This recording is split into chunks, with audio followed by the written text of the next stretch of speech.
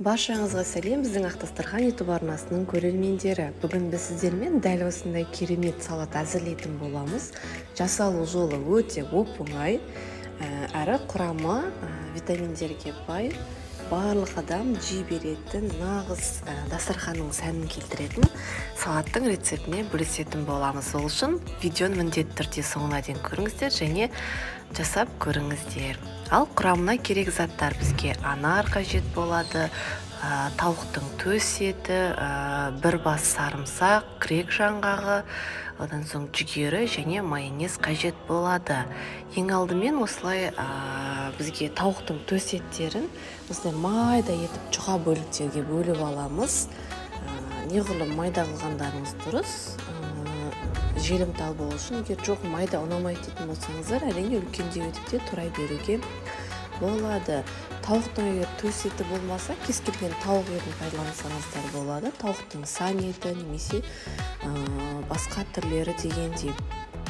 Неге тауық етін қолданамыз? Себебі тауық еті асқазанға өте жеңіл болады және ешқандай да ауырлық сезімін тудырмайды. Міне оны турап алдық, енді ыдысымызға салып аламыз. Келесі кезекте бізге грек жаңғақтары қажет болады.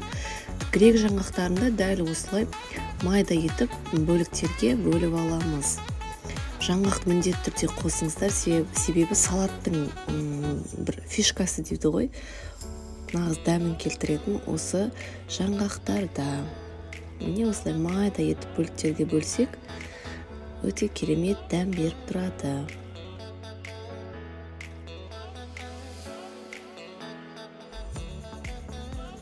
Енді оны да ыдысымызға салып алатын боламыз. Келесі кезекте бізге бір бас қана сарымсақ жетеді. Сарымсақты ащы екен деп, салаттың дәмін құртады екен деп қоспай қалмаңыздар. Себебі сарымсақ міндетті түрде қосылу керек. Өйткені бір анар мен сарымсақтың дәмі араласқан кезде бір күшті дәм шығады, сондықтан қосыңыздар. Майда етіп бөліктерге бөліңіздер. Одан соң бізге анар қажет болады және консервіленген жүгеріні міндетті түрде қосыңыздар. Өздеріңіздің қалауларыңызша ұнататын болсаңыздар, әрине көбірек қосуға болады. Және майонез қосыңыздар. Егер сіз попода жүрген болсаңыз, артық салмақтан арылу кезеңінде жүрген болсаңыз, майонездің орнына қаймақ қосыңыздар. Біз бұл жерде қаймақты пайдаландық.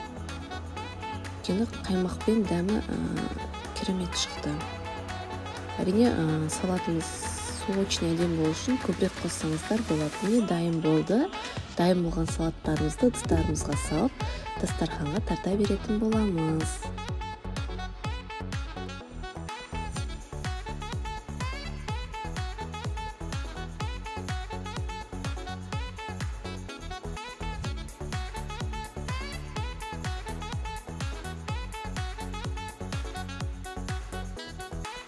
Міне біздің салаттарымыз дайын болды. Міндетті түрде жасап көріңіздер, арнамызға тіркелуді ұмытпаңыздар.